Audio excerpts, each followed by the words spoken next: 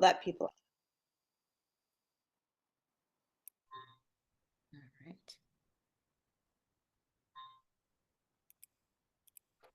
Hello. Hi, everyone. Hi, how are you? Exciting day. Launch day. Great to see everyone. Thanks for being here and arriving a little early. We'll get started in just a few minutes.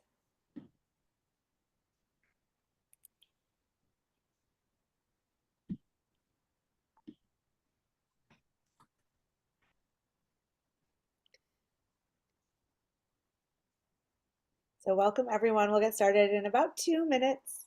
Thanks for being here.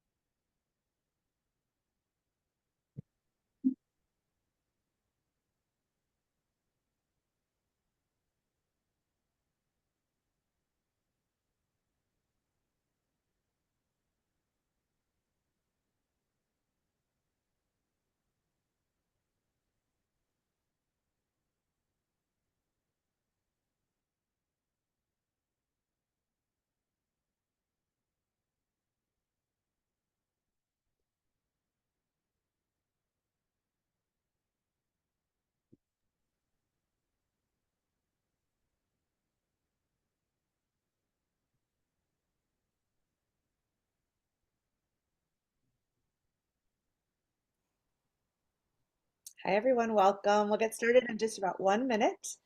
Waiting for everyone to join. So happy to see all of you guys. A lot of familiar faces.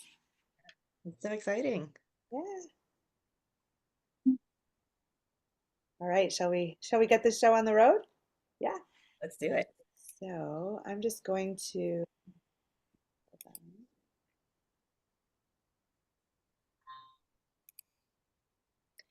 okay. So welcome everybody. This is the virtual launch for my new novel, I Love You, Charlie Tanner. And I'm so glad that you guys are here to celebrate with me. I'm really, really very grateful that you're taking the time out of your day to support me in this way and hopefully to read a book that you really enjoy. So today I'm just going to tell you a little bit about how it's going to go, and then I'm going to hand the reins over to a few other amazing, amazing people. So we're going to start with just a little bit of a conversation with a friend of mine who promotes books and authors really, really well. And then I'm going to hand the reins over to my friend and fellow author, Ly Tran. And she and I are going to be in conversation. And then at the end, we will be open for Q&A, and I will be giving away a copy of Charlie Tanner and a copy of Ly's memoir, House of Sticks, which is amazing. A couple of little things. To win, you have to stay until the very end. So I hope that you will. Secondly, if you are thinking of buying a copy of Charlie Tanner, I'm putting the link in the chat, and I encourage you to do that during this call because the more rapid purchases that happen on Amazon, the more the book shoots up in ranking, which is really helpful for authors. So I'll keep putting the link in the chat throughout the call, and I appreciate any purchases. It's available in paperback, ebook, and audiobook anywhere you buy books. So of course, Amazon gives us a ranking, but um, you can buy it anywhere. I'll be very grateful. So let me introduce to you who we're going to have with us today. Ly Tran is the award-winning author of the memoir House of Sticks, which was named a Best Book of the Year by Vogue and NPR. It is phenomenal. I've listened to it, and she narrates it, and I've read it, and it is just so good. Ly's writing has appeared in Harper's Magazine, Vogue, and Lit Hub, and she has been awarded fellowships from McDowell, Yaddo, Art Omi, and Malay Arts. And she's also my friend. friend and sometime writing partner, and I'm really honored to have her here today. And then Brian Shear, who I'm going to pin to join us, is going to speak very briefly about Hadassah book clubs. Brian lives in New Orleans, and she manages book clubs for Hadassah, which is a Jewish women's organization. And she is a great friend of authors and promoter of books, and she's my dear friend too. So I'm going to first invite Brian to chat for about a minute or two about Hadassah book clubs. So Brian, take it away. Thanks, Lynn. I'm so grateful that you asked me to do this. So I'm going to just briefly tell you what I do. I am the national chair of Hadassah Book Clubs. That means not that I'm running a book club, but I work with about 100 book clubs all over the country. And I help facilitate authors connecting with book clubs and book club leaders so that they can promote their books and that book clubs can have interesting guests and speakers. So I've really loved this job. I mean, it was one that was created and they asked me to do it. So I get to do what I want pretty much. And one of the things that I do is I maintain a database of books where either books I've read or sometimes an author will send me a book to read and then I read it and put it in our database where there is arranged by author and title. You can, switch it around in the database. And this is available to all the book club leaders around the country. And we also will put a contact information, and then if an author is willing to do a free Zoom with a book club. I also, I'm always available to get information on authors' book tours or where they live or where they will be traveling to visit, and then I can hopefully put them in contact with a local book club that they can meet up with. Um, there is also a Facebook group, Hadassah Book Clubs, and it's an open group so anyone can join. You don't have to be in a book group. You don't have to be a member of Hadassah.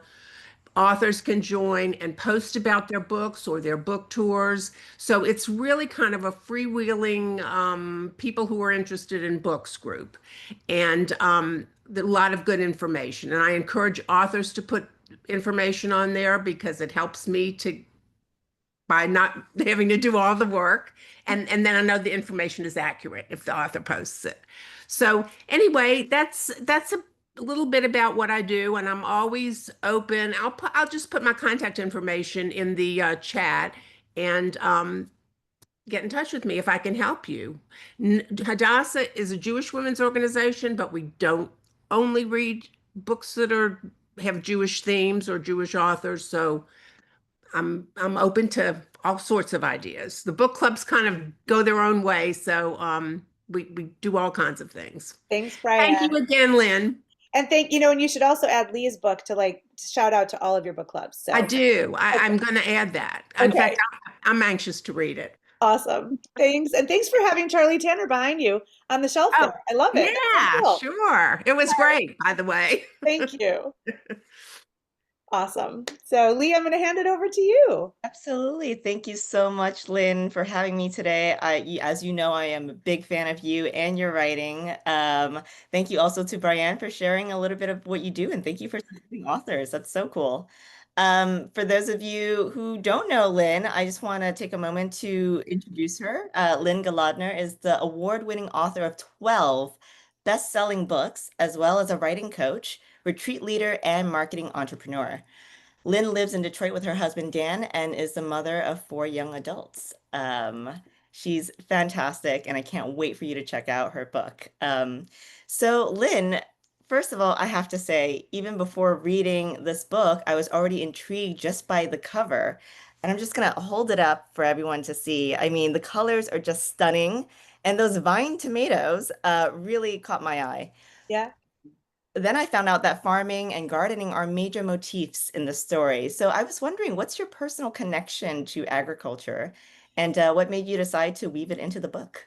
Well, I will answer that, but first I have to shout out to my cover designers, Sue and Patty, who are not on the call, but I will be sharing the recording with them. They're amazing. They live in England, and I work with them on all my book covers. And I don't know if you guys can tell, but on the cover, there's some like sinister stuff twining through the tomato plants because there's some mystery and a little bit of intrigue in this book.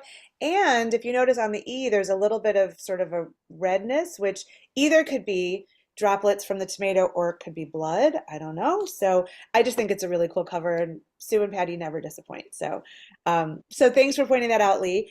So my connection to agriculture. So I think, I like to think that one day I could be a farmer. I don't know if that's true, but I find that playing in the dirt, planting things, growing things is just so literally grounding for me. And it is rejuvenating. So many times, especially this time of year, I break up my day by just going out to the garden. And every year I make the garden bigger.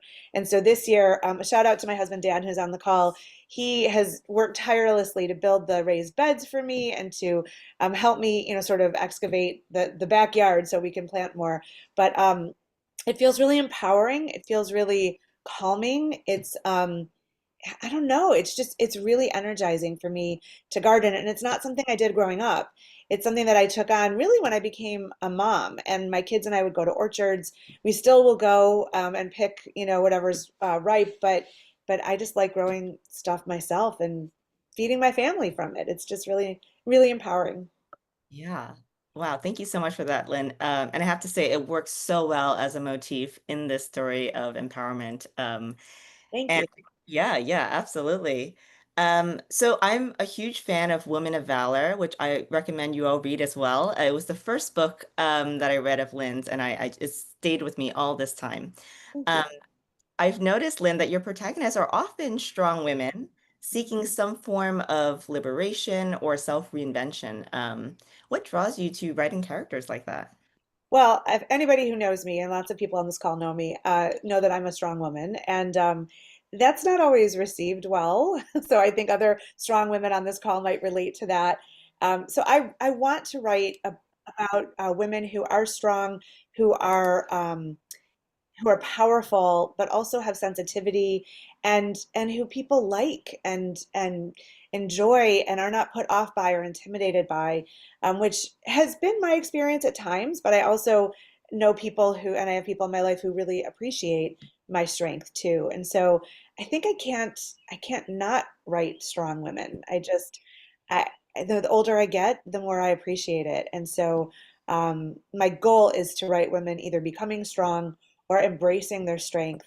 And I think it's interesting, and thank you for the support of Woman of Valor. Both the protagonists there and in Cave of Secrets, my second novel, I really like them, but I also feel like they're a little impulsive. And I was trying to make Charlie less impulsive. I think she still is a little bit. And I think that I share that characteristic. So I'm trying to work it out in my books. I mean, that's just what I'm trying to do. Maybe the next character won't be so impulsive. So, but strength, I think, is a win, and we should really admire it and encourage it. Yeah, absolutely. And I think you do. You explore the impulsivity in the book on the page. Yeah, And it really resonated with me. So thank you for that. And I think in this day and age, these stories are so important to tell. You stories about female empowerment, right? We don't have enough. yeah, So thank you for doing that good work. yeah. Um, My yeah. pleasure. So it's funny, after reading Women of Valor, Cave of Secrets, I had a hard time pinning down the genre of this book, in the best way. I felt like it was a blend of romance and murder mystery. Yes. And so I was wondering, did you set out to write in this hybrid genre from the beginning, or did the story evolve as you wrote it? Let us into your process a little bit. So, no, I did not intend that. And it's funny because a lot of the early reviewers are like, oh, this is like genre bending, or it's hybrid, or it straddles genres. And I'm like, as a marketer, I think, oh God, why did I do that? But I didn't intend to. And that's the thing is like when I set out to write this book, I all I knew was I wanted to write about a midlife protagonist. So Charlie is 40, and that she has a great loss. She loses someone she loves, and she processes her grief in the garden. And I just knew that I wanted her to fall in love with a rabbi. That's all I knew. And so the rest of it sort of presented itself to me. And I will say, I had this book in my head for like 18 months before I sat down to write. And once I did, it just poured out of me. Like I blew off all my work for several days and just wrote all day. And it was the fastest I've written a book, which I think because it was marinating for so long, but it certainly surprised me at all the turns. And I just thought, I don't even know where this came from. I really don't know. So even though I did plan it out, it took its own turn. Yeah, I love that. Just a quick follow-up question. So this was in your head for 18 months, you said. It was marinating. What were you doing? Were you doing sort of, did you find yourself subconsciously kind of working on it in your mind as you go about your business, or did you shelve it for 18 months? How did that? I mean, yeah, I think it was just sort of working itself out in my head. And I work on stories and characters a lot when I swim, because like I can't write anything down and I'm just sort of going back and forth in the pool. And I'm like, oh, that's interesting. I hope I remember when I get out of the pool, you know? So, but I mean, if you think about it, I decided to really pivot my career to focus on writing novels about 5 years ago, and I pledged to write a book a year, and I have. Woman of Valor came out in September of 2023, and then Keep of Secrets in August of 2024, and so now today, Charlie Tanner is born. So I was doing so much about those books while this idea was sort of, incubating. And so, yeah, I think it was just sitting there and I'm like, I know I'll get to it. I think that's my next book. But I'm not ready to sit down with it yet because I was working on other things. It's been a really fast pace. Yeah, yeah. Oh my gosh. You're just a powerhouse of a woman, and I love it. I So need to sleep. I need inspirational. to sleep. Yeah. Well, sleep is important. Yes, yes. Um, so this is, I don't know, maybe not too much of a spoiler, but there's a place in this book called Anamkara. Yep. And it's so interesting. And I was wondering if it's based on a real place or is it entirely imagined? How did you come up with the name? So many questions. Yes. Yeah. So that is a great question. So Anam in the book takes place, it's located in Cape Breton, but it was inspired by an actual community in Scotland called Findhorn. And you guys can Google it, you can look it up. I thought about placing the book there, but there were two reasons I didn't. One, because I don't want anybody from Findhorn to be offended by the way I represent it. And this is the fictitious, manifestation of it. I visited Findhorn when I was there in 2022 on a writing sabbatical in the summer. And it really stayed in my head. And the second reason I didn't place it there is because I already wrote a book about Scotland, and I don't want to pigeonhole my writing as the person who writes Scotland novels. I don't know that I can sustain that for book after book after book. But Findhorn is an interesting place. It is sort of an agricultural commune, and it was founded by people who they had a lot of interesting spiritual perspectives, which again you guys can Google and look up and whatever. But they did come up with some amazing agricultural processes. That the land there is very sandy. It's on the shore of the North Sea, and it is. They didn't. People didn't think that you could cultivate the land, and the people who settled the community actually found amazing ways to grow produce that had never been discovered before. So they are celebrated for their agricultural, I guess, discoveries or inventions. So that's what Anamkara is based on. But the tenor of the community in the book, the sort of cult-like aspects, that all came from here. So no, any similarities to the real place, totally made up, all coincidental. Yeah, amazing. And Anam Cara is actually in Gaelic, it means soul friend, which I find is so beautiful. But then it's sort of juxtaposed with what the place in the book is actually like. And so, how did you come up with that name? And how did it sort of? I know we spoke privately and all the ways that it showed up after you came up with this name. So please Yeah. share. Yes, so then in 2023, I did a writing sabbatical in Nova Scotia, and I spent a week in Cape Breton, and it was just so beautiful there. I visited friends of mine, Maggie and Kit Davis, who live there, and they have quite an impressive garden. It's almost a farm, really, and they were early readers of this book to make sure that I was capturing Cape Breton culture appropriately. Um, and I loved Cape Breton. What I wanted in this book was for Charlie to have an easy way to come back to the States. And so placing her in Canada where she could literally drive back was important for me. And Cape Breton has Gaelic as its second primary language because there's a lot of Scottish emigres. It's a huge part of the Scottish diaspora. And so I was looking for a name for this community that would somehow embody all that Cape Breton is about. So I studied, I did a lot of research into Gaelic words, and I decided to call it Anankara. And I had no idea that it is a phrase that is used in, especially with the Jesuits in Catholic communal writings. In fact, I was at a writing retreat with some of my friends here in Michigan. We went to Canada in the winter. We always do this. And one of my really good friends was reading a book called Anamkara. And I said, wait, what is that? And in fact, it's like a whole thing. There's like a scriptural philosophy called Anamkara in the Catholic Church. And then when Dan and I were in England a few months ago, we went into this spiritual bookstore in London, and I found that book and I ended up buying it, and it's sitting next to my bed. I haven't read it yet, but it just kept showing up. And so I thought it was a great name for a commune, but it takes on sort of a twist when you consider that it's like a cult. And when you read the book and you see all the reach that Anamkara has, it really has a multiple layers of meaning. Yeah. Oh my gosh. Thank you so much. Isn't it so interesting sometimes the magic that ensues when we write things down? I don't know. For me, serendipity sort of follows every time I write something down and I see the same thing, weeks later or months later. And it's just, yeah, it just speaks to this sort of magic making that comes along with the act of writing. Absolutely. Yeah. Yeah. So my next question is about titles. As an author, I struggle with titles. It's like the worst thing for me to come up with Yes. titles. Yeah. And so yeah, like how did you come up with this title? Oh my gosh, Lee, I had the hardest time titling this book. I just didn't know what to call it.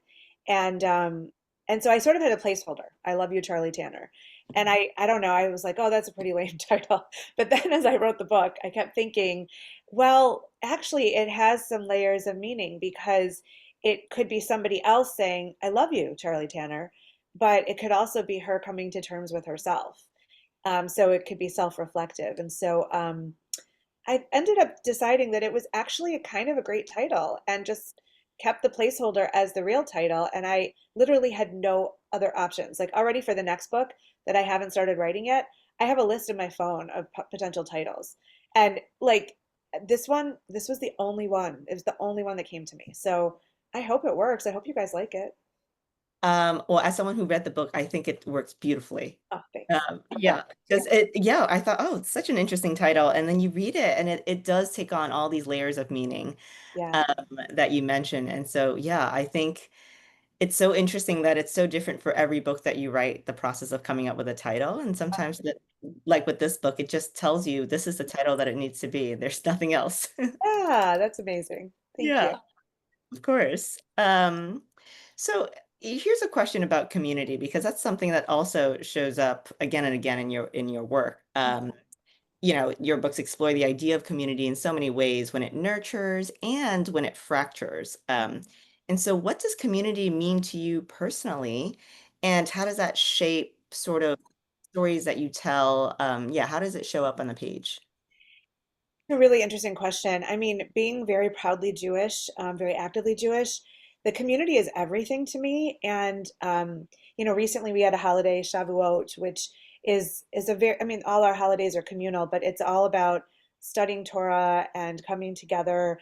And I went to synagogue twice in that span of time, and it was so heartened to be in my community and be with people. And I think part of what I love about being Jewish is the community, is the connection between people. In fact, my in-person launch party tonight is at my synagogue. And, lots of people are coming who aren't Jewish, and it's great, but it feels like the strength is the people. And I think that's true for a lot of communities. I mean, there can be downsides to that too, because there can be peer pressure or, sort of um, like the urge to do what everybody else does and to retain your independence and individuality in the face of community is hard. But I think community really can hold us up and can nurture us and can, encourage us to become our best self if we choose the right community, I think. I think I have. And, it took a while. I had a lot of Jewish communities that I was a part of. And the one that I'm part of now, I just think is really special and accepting. And it's where I can be my best self. And I hope other people find that too. Yeah, absolutely.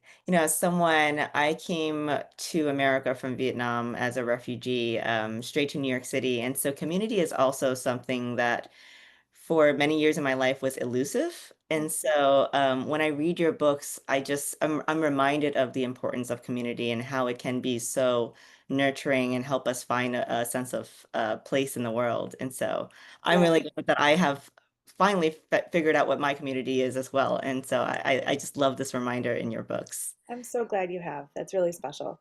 Yeah. Yeah, and you are part of that community. Oh, I love it. Yeah, the author community, I just have to say, is incredible. And that's one thing that, I've been in marketing and PR for a long time. I was in journalism before that. And, there is a sort of competitiveness in most industries. But when I pivoted to writing novels and I joined the Women's Fiction Writers Association, I was so pleased and delighted to see how supportive and encouraging and loving other authors are. Like it's the best community to be part of. And you would think that that's counterintuitive, that like everybody thinks, oh no, no, I can't promote that novelist because then, their book sales are going to compete with mine. But no, there's definitely this attitude that the more books that come out, the better, and all books can sell.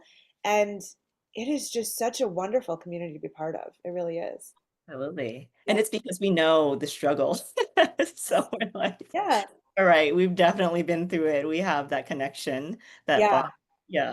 Authors hold up other authors so well. And because you know what, actually readers read a lot of books, and the more books that are out there, the better. And I mean, one of the things I'm doing today is keeping up with Instagram because so many authors have been promoting this book, which I'm so beyond grateful for, like almost in tears about.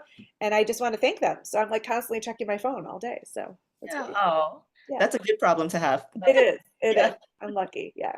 I love you. Oh. Well, so you're such a prolific writer, an incredibly prolific writer in a way that I'm so jealous of because I'm a very slow writer. Aw. This is your 12th book. Yeah. And I was just wondering, could you describe your writing process? I know you mentioned a little bit about it, but yeah, could you describe your writing process and then what advice do you have for any aspiring writers in the audience? Yeah. So my first novel, which was really my ninth book, but I think my process has been refined in the past few years. So I'll speak about that. So Woman of Valor, I just sort of wrote by the seat of my pants, what people call a pantser. Um, and it needed a lot of work, a lot of reworking because I hadn't thought through the storyline. I think I had three different endings before I landed on one that really worked. And it was a struggle. And so I really taught myself to plan my books after that. So I say I'm a born pantser who converted to plotting because people are either pantsers or plotters. And are you a plotter? Yes? No? Yeah? Oh, you asking I'm me? asking you. Yeah. Oh my God, it's so funny. I am like the opposite of you. I was a born plotter, but then I realized that I needed to be a little bit more flexible. Yeah, the story wasn't working out. So Got it. it's Okay. funny. Yeah. That is funny. So, yeah, so I decided with Cave of Secrets, I was going to plan it out because I didn't want to go through all these different endings and struggles and whatever. But I was nervous because I felt like, what if I planned it all out and there was no spontaneity or the characters didn't develop on their own?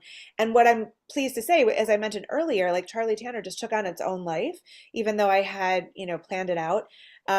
I think there's a nice mix. And so I usually do plan out, I spend about a month plotting out whatever story I'm going to do.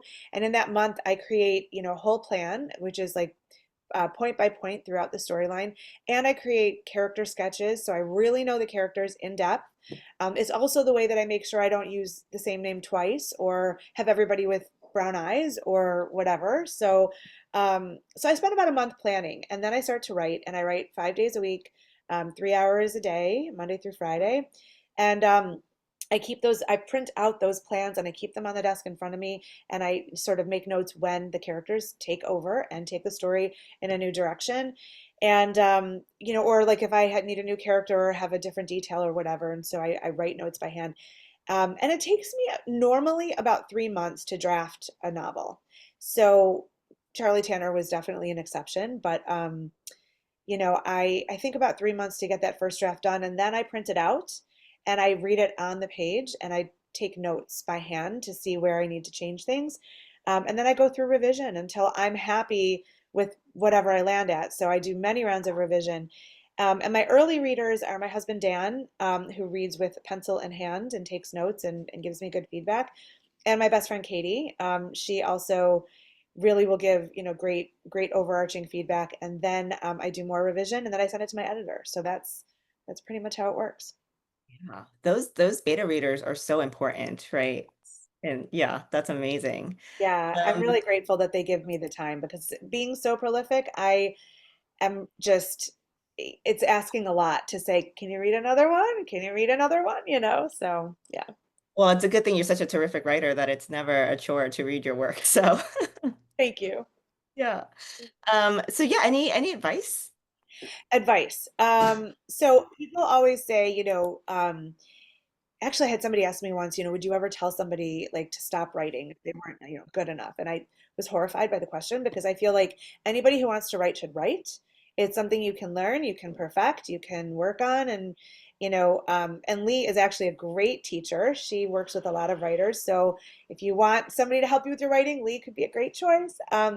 But I do think that you should write the story you want to write. In fact, just yesterday in one of my programs that I teach, the writers community, we were talking about um, actually maybe it was the book writers community. I teach both, but we were talking about writing the book you need to write, not to please the reading audience out there, but to write the book that you really believe in, and that your heart and soul in it is going to make it better, not when you're trying to, meet industry standards or please other people or whatever it is. So, yeah, just sit down and write. And everybody will say, I don't have time, or my life is busy. Yep, I'm nodding. Mine too. If you really want to do it, you just got to do it, because you don't know when the opportunity is going to arise. And there will never be the right time. So you just have to make the time. So actually, I will say one more thing. If you want to do that, the best way you can is to be accountable to others. So there's all kinds of programs for people who want to write in community. The Women's Fiction Writers Association has great writing dates, I think, every day of the week. The London Writers Salon, I think they have 4 times a day, 5 days a week on Zoom. But I mean, Lee and I meet up and we write together. So, like, I mean, we should do it more, but it's really nice because I will not cancel on you like I will cancel on me. So, yeah, Yeah, absolutely. No, I really look forward to our little writing sessions. So me too. Me too. yeah. Thank you so much for that wonderful advice. I found myself, I'm like totally just like writing it down. Oh, that's There are awesome. times when we forget to, we're so caught up in the marketing aspect of it that we sort of forget what brought us to the page to begin with. Yeah. Yeah, so writing the book that you want to write, not to please anybody else but yourself, is such important, incredible advice. So thank you. Yeah. My And pleasure. thank you so much for answering these questions. I'm gonna pivot over to the Q&A. And so if any of you have questions, please type it out into the chat and we'll try to get through as many of those questions as possible. Yeah, Um, or you could raise hand so we can see you, and then you could unmute oh, and that's ask a true. question. I did put the link to buy Charlie Tanner in the chat. I'm going to put the link for Lee's book as well, and in a few minutes I will announce who wins each of these. But please order and give gifts of books and whatever. So yeah, does anybody have a question?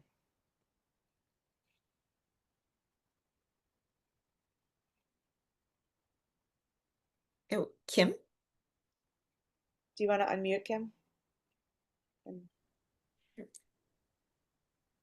Um, there she is. Can you hear me? Yeah. Okay, great. So I actually have two questions.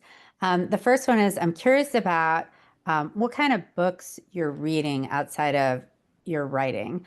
I was with actually a fellow friend of ours yesterday, Laura Berman. We had lunch, and one of the things we were talking about as we were reading is we have this feeling that sometimes we feel like a lot of the books we're reading all feel kind of the same. We didn't have a lot of specificity around that, but I'm wondering about what you're reading or have read in the past that you felt has been really different from maybe some of the stories you've been reading. Yeah, so it's a great question, and I love Laura Berman. She's awesome. Um, I I have been this year on a mission to read as much as possible. So I added audiobooks to my repertoire, also because I'm producing audiobooks and I want to hear like what do I like that people do and what don't I like. And so I stumbled upon an author on listening to audiobooks, Rebecca Searle, Serle, and I listened to one novel called One Italian Summer, which was phenomenal, and it was narrated by Lauren Graham, who I think plays Lorelai on the Gilmore Girls, and so she did an amazing job. And then I was so intrigued by how Rebecca writes that I ended up listening to another book of hers, which was called The Dinner List, which I was so fascinated by. And so now I'm really into this author. She has a very distinct voice and approach and sort of style to her writing that I ordered the paperback so that I could look at it and see how did like what is she doing. And so I might even teach a class on her books because it's just so cool. So Rebecca Searle is an author that I just recently started reading and want to study. But I read a lot, and I just finished a book that's more of a memoir about by a woman who grew up in Derry in Northern Ireland, and it was really much more about how place shapes you, and if there's trauma in a place, how that shapes you. And so I like to vary what I'm reading between fiction and nonfiction so that I can see a variety of voices and styles and let it seep into me and teach me. Yeah. Did you have another question, Kim? Yes, my other question was this. It sort of piggybacks on what you had mentioned earlier about writing the book that you really feel you need to write. Now, I have a fellow writer friend who lives in Oregon, and we talk about writing a lot too. And she feels the opposite. She feels, and I have to admit, I agree a little bit with her, that she feels when you're writing a book, she feels like there has to be a bigger meaning for other people beyond yourself. Um, Wondered what you thought about that idea. I believe that if you write a story that you're really passionate about and you're driven to write, that you feel strongly about, there will be meaning that people will take away from it.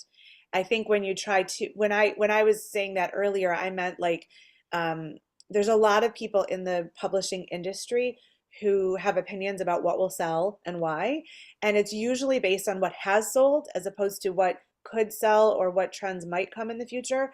And I think if you pigeonhole yourself into what has already worked, you become sort of old and staid. And what ends up really taking the industry by storm is something that hasn't been imagined yet.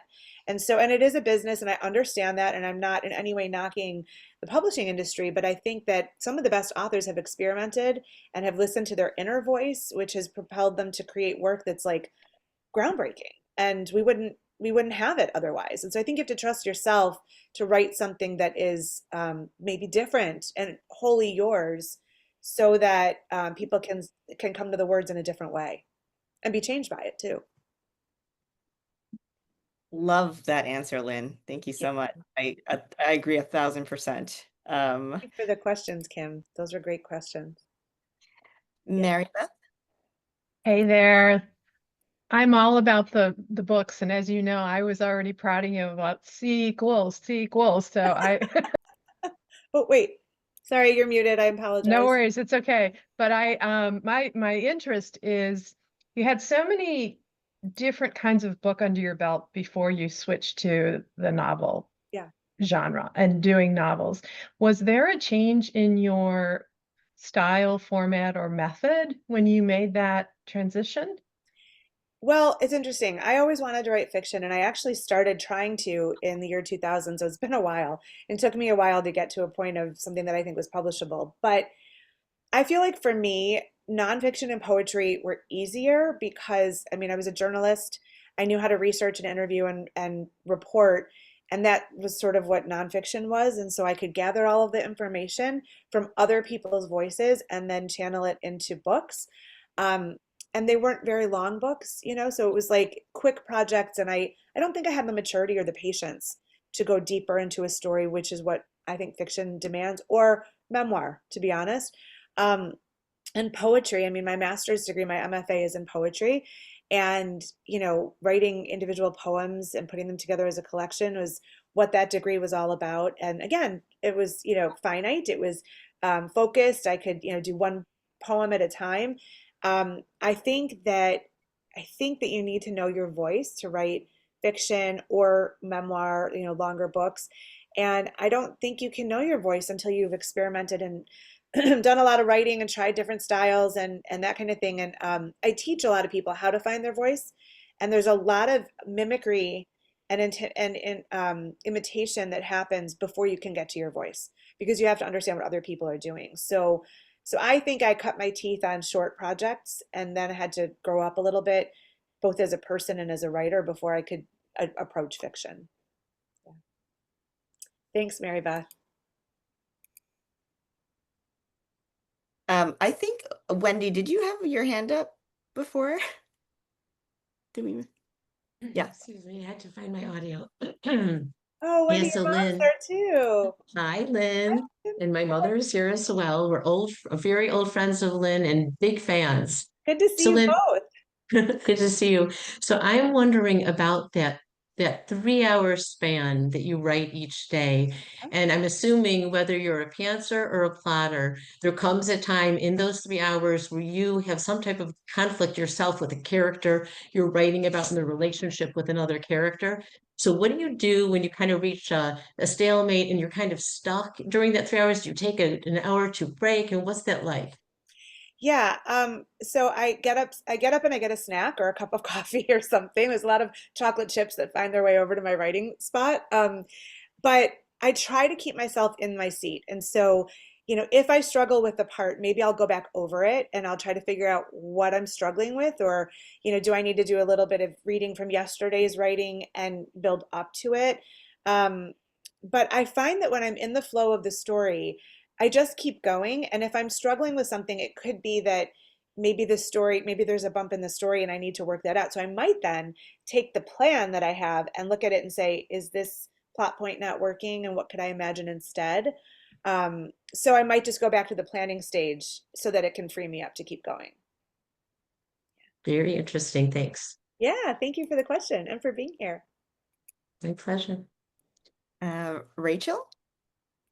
Hi, congratulations, Lynn. Hi. Question for you. Do you feel like you develop a relationship with your characters? And if so, how would you describe that?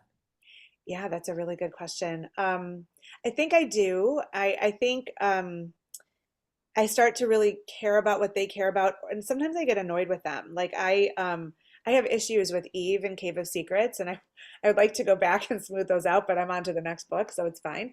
But like with Charlie, it was funny. My editor actually said to me, so it got really far along in the process, and she sent me her feedback, and at one point she's like, and this has been changed, so none of you guys will see this, but she's like, wow, she's really annoying me here. She's just whining. And I'm like, oh, you're so right. I'm like, Charlie, why would you do that? And so I had to like give her a stern talking to and rewrite that whole part and make her, not such a wet leaf. You know what I mean? So yeah, I think I definitely, I scrutinize my main characters, and I hold them up to a certain standard, and they don't always rise to it. So then I have to give them a stern talking to and figure out how they can get there. Thank you. Yeah, thanks for the question. Henry? Hi, I don't know how to get that little hand up, so No worries. that was in the corner. Lynn, I have your book and I'm almost done with it, and it's wonderful. But the question I have is about your Jewish heritage. It's so important. There's such an emotional piece to it, it just is. It's really. I'm old. I was in the 70s, lived on the Lower East Side in New York, and got very involved with the Jewish community. to the point where I spent a lot of time learning about the synagogue backgrounds. And the street I lived on, the synagogue was right across the street. So what I get from you is the feeling that I have when I go to the Lower East Side and just hang out a half century later. So what is that about for you? It's so emotional and wonderful. You know, my Jewish identity is so much more than a religion, and I think Yeah. people who know, you know, Jewish identity or the Jewish community understand that. It is heritage, it's culture, it's ancestry. You know, when I think of all the stories. I really think of a lot of stories that make up Judaism and Jewish identity, and they're very courageous but kind characters who take great risks, and it's really redemptive. It's very hopeful to me. You know, like I look at, I mean, listen, you know, lots of people don't like us, and we have, you know, quite a checkered past of persecution, and yet we're happy and we're singing and we're dancing and we're baking bread, and it's like, well, that's really cool, and I'm proud to be part of that. I just think it's very special. And one of the things I think about too is like, just because you're born into an identity doesn't mean you have to embrace it or choose it as your own. And I deliberately chose to embrace being Jewish and making it meaningful in my life. And just like with my author brand, you know, I made a deliberate decision to um, make my books in some way weave Jewish identity into them, because I feel like, you know, there's a lot of bad storytelling about Jews in the world. I want to contribute to the good storytelling and lift up, you know, the community that I come from. So I don't know. I think I see the Jewish community as redemptive and inspiring and hopeful and being on the path of, you know, building a better future. And I'm all in for that. So yeah. Thank you. Thank you. That's important to me. Thanks. Thanks for the question. Do we have time for one more, Lynn? Yeah, one more. Sure. Okay. Bonnie? Yeah, congratulations, Lynn. My Thank my you. question is about when you were writing this book, and perhaps others, what is your process for ensuring tension from one chapter to, or one scene even, to the next? You know, I study a lot of this. Even though I teach it, I'm constantly reading and learning from other authors and writing teachers and coaches. And one of the best ways to do that is to continually um, raise the stakes. And so, you know, when I'm planning out a book, and I use the beat sheet, which I didn't create. It's from a book called Save the Cat, and I modified it for my own purposes. So there's 15 beats in a plot. So I'm looking at the 15, and I always had the first few that are really great and the last few are really great, and it's the saggy middle in the middle of the novel that always drags. And so I have to be extra creative and think about, you know, what's going to keep this book going, you know, and not get repetitive or boring or whiny or whatever it is. And so it's about increasing the stakes. And so I think, like, per Lee's earlier question about imagining this as a murder mystery, which I did not, it just came to me because I was writing and I was like, well, that's raising the stakes, and like what happens next that's even worse or more challenging, or, you know, to finally lead us to a really redemptive and earned ending. And so I think it's looking at, you know, what could possibly happen here to take us in another direction that makes it even more tense and interesting. So that's what I do. Thanks. Thank you, Bonnie. All right. Well, this is amazing. I can't believe how the time has flown, and I'm so grateful that you guys have all been here. I want to announce the winners, and so I will put in the chat. Actually, I will ask you guys to message me so I can get your address and the format you want for the book. So I'm giving away a copy of Charlie Tanner, and it's available in paperback, ebook, and audio. So whichever format you want. And House of Sticks is also, right, Lee? Yes. So, and also hardcover. Yes. Yeah. So whichever format you guys want of each of these books, the winner, please let me know. So the winner of Lee's book, House of Sticks, is Zeba Parsons. And the winner of Charlie Tanner is Ying Chow. I don't know how to pronounce your last name. I apologize. But I will message both of you to figure out what format you want and also your mailing address. And one last time, I will put the link to purchase Charlie Tanner in the chat. If you are thinking of buying a copy, please do, because all the purchases in this 1 hour can really help to send it up the charts and ranking on Amazon, which is really great. So I'll put the winners in the chat as well. And please let me know what format you want. So thank you, everyone. Thank you, Lee. It's such a pleasure to be here. Thank you, Brian. And thanks for supporting me in this book, you guys. I really hope you enjoy it. Yeah, you won't regret it. It's a terrific book. Thank you so much. Oh, and if you love it, write a review, please. Authors Yes. always love that. So thank you. Bye, everyone.